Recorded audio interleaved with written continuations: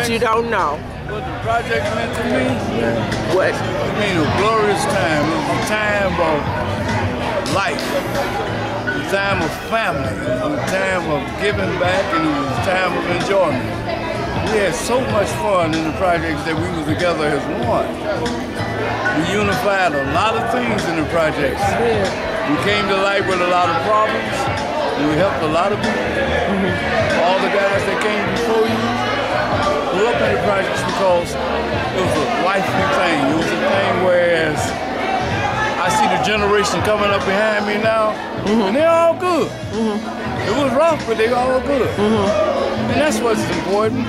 Right. Where you was raised at, that's how right. your family was, and how they doing now. Can you communicate back to where you was at? And when I see you with that mic and see your son standing next to you and you are so lovely and raised up in the project, oh, it wasn't all bad.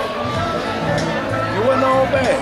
The outsiders thought it was bad, but we came a long way. And we enjoy every moment of it. Because here we are today, we're still giving back. That's right. And we love you for it.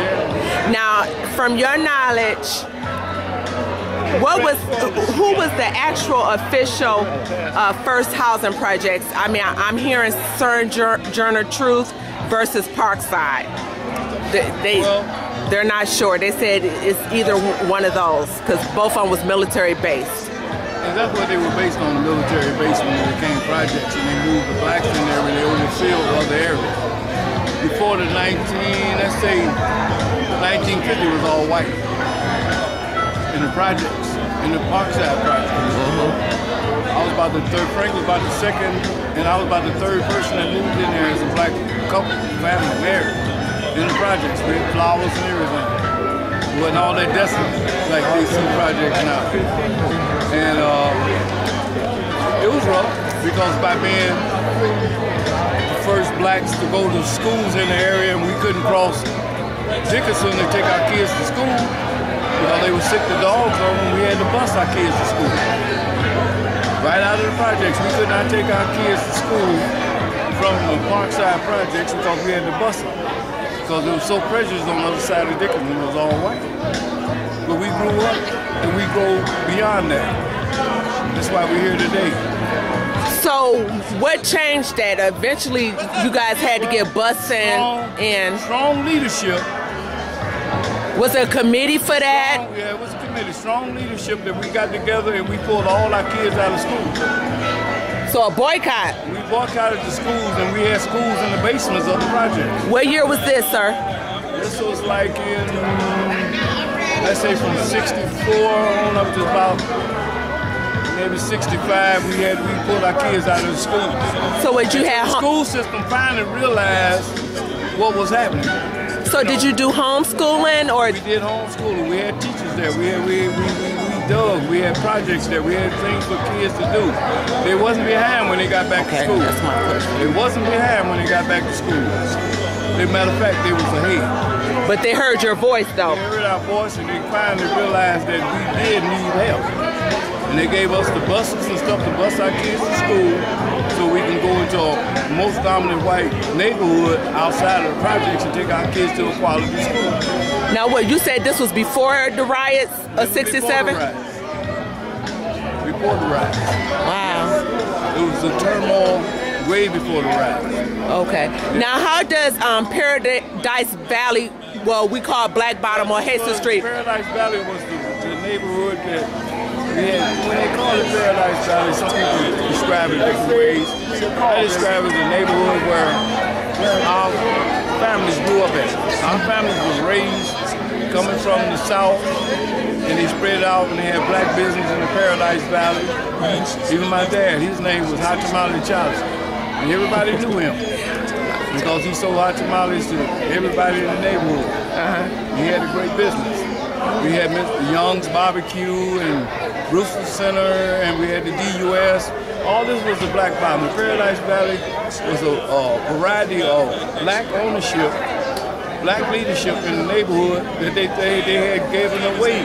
So it was basically our own community for African Americans? Yes. And so when we ventured out, we moved to places like projects. That's what I thought. You know, because eventually we were all in the black bottom area.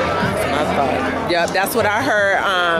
So I also heard the Brewsters and the Jeffries was the first ones to welcome us in from that era, from the black bottom era from that transition, and we integrated in with the house. And I said, well, I thought some came over to Parkside too. Yeah, they did. They spread them. If they were a family, if they were a married couple, they came over to Parkside. No, it wasn't about being the married couple. So you could be single in Parkside and black? Huh? You could be single and black in Parkside? At the beginning it was. You know, they had different rules. Right. They had different ways. I think you did have to be married. I'm not sure about that. Yeah. So I'm not going to base it on that. Right. Based on what I know. But the government had to change it after the Equal Housing Act took place. They couldn't discriminate. No longer discriminate. So the single family came in. That was there, but they never did. Right, use it. After the riots, after the 67, that's when the government opened it. A lot of people coming in probably because there was a lot of stuff torn down in the city. Yeah, after the riot. So I think, well, I heard that most of us the African Americans got their break after the riots. That's when the government really opened the doors up for all of us to go into these housing projects. And along with the Equal Housing Act that came a little later. Well, you know, you'll tell different parts because I was in it, you know, just like when we went to our own south to the march and stuff and come back, you know, we discriminated against because in the projects, most of the whites heard me and went down to the march, you know, with the bus there, and, you know, so it was rough, but we came through it, you know. Right. So in general, I look around now and I see a lot of the people I had in my programs, we had the products of Parkside. We took them, we did a lot of things, a lot of good things in the projects with them. And we showed them a lot of leadership as leaders. And that's the most important thing. So when you see them now today, and even see you behind the camera, it's a wonderful sight. This is one of the reasons why we do our picture, to join hands together. That's right. Again, say hello. Hello, and I thank you, sir, for this blessed opportunity. And I'm proud to be born and raised and a product of Parkside because of people like you that took the time out to extend their hands when my biological dad wasn't in the picture. One of the things that's going down to the housing office as commissioner, sitting on the board with the commissioners and stuff, we changed a lot of things. A lot of things. A lot of things that we fought for and changed. Like I said, even for the kids. You know, mainly we were looking out for the kids so they could have a better education. And we never missed out. I mean, you name the sport, I played a part of it. You know, I mean, from the tennis, we had tennis in the hood, so to speak. We had ice skating. We're the only projects, the only gym or recreation center that took the kids and opened up on Saturdays and Sundays so the kids would have something to do. We took them on trips out of town, which was really illegal then, but they allowed us to do it because they knew we was having trouble. Now, how was that funded? Was it through your personal? It was funded through, we wrote proposals and stuff and got money funded through different organizations to do this. Okay, donations. We had the city behind us, and Coleman Young was a blessing to the sky because he backed us 100%.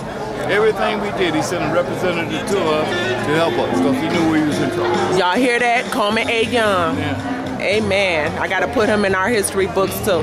Thank you, Mr. Blackwell. I love you. I got a woman.